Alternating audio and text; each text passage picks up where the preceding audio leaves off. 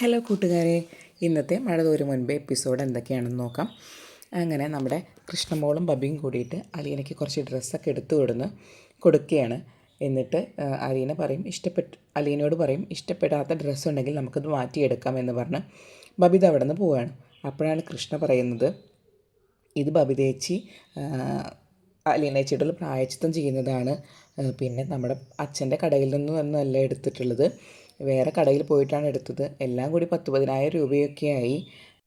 സ്വന്തം അക്കൗണ്ടിൽ നിന്ന് പൈസ എടുത്ത് കൊടുത്തിട്ടാണ് ബബിതേച്ചി ഇതെല്ലാം വാങ്ങിയത്. അപ്പോൾ ശരിക്കും സന്തോഷത്തിൽ നിൽക്കുന്ന അലീനയാണ് കാണിക്കുന്നത്. പിന്നെ ഒരു പോസ്റ്റ്മാൻ വന്ന് ഒരു കത്ത് രോഹിത്തിന് കൊടുക്കുകയാണ്. അപ്പോൾ രോഹിത് വായിച്ച് നോക്കിയിട്ട് ഇങ്ങനെ ടെൻഷനിൽ നിൽക്കുമ്പോൾ കൃഷ്ണമോൾ അങ്ങോട്ട് വരും. കൃഷ്ണമോൾ ചോദിക്കും, എന്താണ് രോഹിയേട്ടാ കത്തിൽ? അത് കോളേജിൽ നിന്നുള്ള ഒരു നോട്ടീസാണ്. കോളേജിലോട്ട് വരാൻ പറഞ്ഞിട്ട് വിളിച്ചിരിക്കുകയാണ്. എന്നെ മാത്രമല്ല അലീനേച്ചിയും കൊണ്ടുവരാൻ പറഞ്ഞിട്ടുണ്ട്, അതാണ് എന്ന് പറയും. അപ്പോൾ അലീനയും അങ്ങോട്ട് വരും. അപ്പോൾ രോഹിത്തിനോട് ചോദിക്കുക, എന്താ എന്താ എന്താ മോനെ, എന്താ നീ നോക്കി നിൽക്കുന്നേ എന്ന് ചോദിക്കും. അത് ചേച്ചി നമ്മളോട് കോളേജിലോട്ട് വരാൻ പറഞ്ഞിട്ടുണ്ട്, എന്നോട് മാത്രമല്ല ചേച്ചിയോടും വരാൻ പറഞ്ഞിട്ടുണ്ട് എന്ന്. അപ്പോൾ അലീന ചോദിക്കും, ഞാനെന്തിനാണ് വരുന്നത്? ഞാനല്ലല്ലോ വരേണ്ടത്, അച്ഛനല്ലേ നിൻ്റെ ഗാർഡിയൻ, അച്ഛനല്ലേ വരേണ്ടത് എന്ന് ചോദിക്കുക. അതെനിക്കറിയില്ല, ചേച്ചിയോടും വരാൻ പറഞ്ഞിട്ടുണ്ട്. അപ്പോൾ കൃഷ്ണമോൾ പറയും, അന്ന് അലീന ചേച്ചി ആ അച്ഛൻ്റെ അടുത്ത് ആകെ ചൂടായില്ലേ, ചിലപ്പോൾ അത് കാരണം അവിടെ ഇട്ട് ആൾക്കാരുടെ മുന്നിൽ വെച്ച് നിങ്ങളെ നാണം കെടുത്താനും പിന്നെ രോഹിത്തേട്ടനെ ഡിസ്മിസ് ചെയ്യാനും വേണ്ടിയിട്ടായിരിക്കും ചിലപ്പോൾ വിളിക്കുന്നുണ്ടാവുക.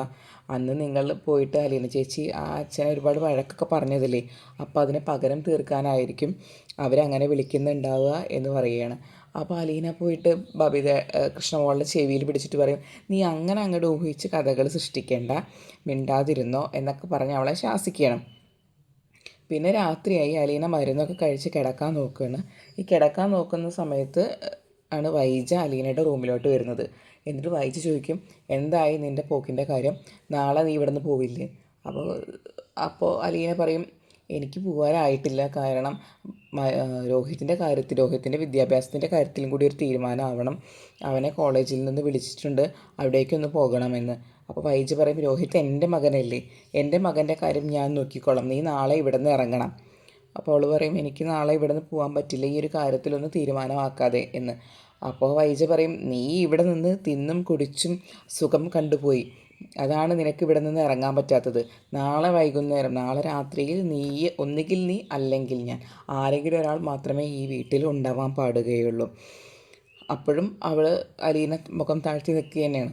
അപ്പോൾ നിനക്ക് ഇറങ്ങാൻ ഉദ്ദേശമില്ല, ഇപ്പം ആരായി, ഒട്ടകമകത്തും യജമാനൻ പുറത്തും, നീ ഇവിടെ സുഖിച്ച് ജീവിച്ചോ എന്നൊക്കെ പറഞ്ഞ് ശാപവാക്കുകൾ പറയുന്നത് പോലെ വൈജ അലീനയെ കുറെ കുറ്റപ്പെടുത്തിയിട്ട്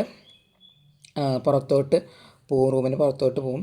പിറ്റേ ദിവസം രാവിലെ കാണിക്കുന്നത് നമ്മുടെ മാമച്ചൻ്റെ വീട്ടിലെത്തുന്ന ടോണിയാണ്. അപ്പോൾ ടോണിയെ കണ്ടതോടുകൂടിയിട്ട് രേവതികുട്ടി ആകെ നെർവസ് ആവാൻ തുടങ്ങും.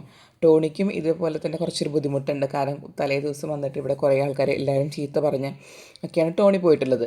അപ്പോൾ ടോണിക്ക് വളരെ നാണക്കേടും ഒക്കെ തോന്നുന്നുണ്ട്. ടോണി എങ്ങനെ ഇവരെ ഫേസ് ചെയ്യും എന്നൊക്കെ ആലോചിച്ചിട്ടാണ് നിൽക്കുന്നത്. അപ്പോൾ വേഗം പോയി നമ്മുടെ രേവതികുട്ടി മാമച്ചനോടും ഗ്രേസ് ആൻറ്റിയോടും പറയും, നമ്മുടെ ടോണിയേട്ടൻ വന്നിട്ടുണ്ട്. അപ്പോൾ ഗ്രേസി ചോദിക്കും, കുടിച്ചിട്ടാണോ വന്നിട്ടുള്ളത്? അപ്പോൾ അവൾ പറയുന്നുണ്ട്, കുടിച്ച പോലെയൊന്നും തോന്നുന്നില്ല, നിങ്ങളെന്തായാലും ഇവിടെ ഇരിക്കുക, ഞാൻ പോയി സംസാരിച്ചിട്ട് വരാമെന്ന് പറഞ്ഞ് രേവതി സംസാരിക്കാൻ പോവുകയാണ്. അപ്പോൾ ടോണിയോട് ചോദിക്കും, കഴിച്ചിട്ടുണ്ടോ? അപ്പോൾ ടോണി പറയും, ബ്രേക്ക്ഫാസ്റ്റ് കഴിച്ചു. അതല്ല, മദ്യപിച്ചിട്ടുണ്ടോ ഇവിടെ അന്ന് വന്ന് പറഞ്ഞിട്ട് അത് ലൈവ് പെർഫോമൻസ് കണ്ട കാരണമാണ് ചോദിക്കുന്നത്. അപ്പോൾ അവൻ പറയും, എന്നോട് മാപ്പാക്കണം, എനിക്കറിയാതെ എൻ്റെ കയ്യിൽ നിന്ന് പറ്റിപ്പോയൊരു അബദ്ധമാണ്, എനിക്ക് മാമച്ചനങ്കിളിനെയും ഗ്രേസി ആൻറ്റീനെയും കാണണം, എനിക്കൊന്ന് അവരെ കാണണമെന്ന് പറയും. അങ്ങനെ രേവതിക്കുട്ടി അവരുടെ അടുത്തേക്ക് പുള്ളിയെ കൂട്ടിക്കൊണ്ടുപോകും. എന്നിട്ട് അപ്പോൾ ടോണി പറയും, എനിക്കൊരു അബദ്ധം പറ്റിയതാണ്, ഞാൻ അന്ന് ആകെ മദ്യപിച്ചു പോയി, ബാറിൽ പോയിട്ടാണ് കഴിച്ചത്, പിന്നെ എനിക്കൊന്നും ഓർമ്മയില്ല, ഞാൻ എങ്ങനെയൊക്കെ ഇങ്ങോട്ട് വണ്ടി ഓടിച്ച് വന്നു, എന്നിട്ട് എന്താ പറഞ്ഞതെന്ന് എനിക്ക് ഓർമ്മയില്ല, എന്നോട് നിങ്ങൾ ക്ഷമിക്കണം. അപ്പോൾ മാമച്ചൻ പറയും, നീ എന്താ പറഞ്ഞത് നിനക്ക് ഓർമ്മയുണ്ടോ? നീ ഞങ്ങളെ വന്ന് കുറേ വഴക്ക് പറഞ്ഞു, കുറേ ചീത്ത പറഞ്ഞു, നിൻ്റെ ജീവിതം നശിപ്പിച്ചത് ഞങ്ങളാണെന്ന് പറഞ്ഞു. എനിക്കന്ന് പോലീസിനെ വിളിച്ചു കഴിഞ്ഞാൽ നിൻ്റെ കാര്യത്തിലൊരു തീരുമാനമാക്കാവുന്നതേ ഉണ്ടായിരുന്നുള്ളൂ, പക്ഷെ ഞാനത് ചെയ്തില്ല, കാരണം നിനക്ക് ഞങ്ങളുടെ മകൻ്റെ പ്രായമേ ഉള്ളൂ. അതുകൊണ്ടാണ് ഞങ്ങൾ അങ്ങനെ ചെയ്യാതിരുന്നത്. നിൻ്റെ മനസ്സ് ഞങ്ങൾക്ക് മനസ്സിലാക്കാം. അപ്പോൾ ടോണി പറയും, എൻ്റെ ജീവിതം നശിപ്പിച്ചത് നിങ്ങളൊന്നല്ല, അത് വല്ലാത്തൊരു വിധിയാണ്. പക്ഷെ ഞാൻ പറഞ്ഞതിനും ചെയ്തതിനെല്ലാം നിങ്ങൾ എന്നോട് ക്ഷമിക്കണം എന്ന് പറയുകയാണ് ടോണി. ഇത്രയുമാണ് ഇന്നത്തെ എപ്പിസോഡ്. കൂടുതൽ നേരത്തെ മഴ തോരും മുമ്പേയുടെ വിശേഷങ്ങൾ അറിയാൻ നിങ്ങൾ ഈ ചാനൽ ആദ്യം സബ്സ്ക്രൈബ് ചെയ്യുക. അതിനുശേഷം ലൈക്ക് ചെയ്യാനും മറക്കരുതേ.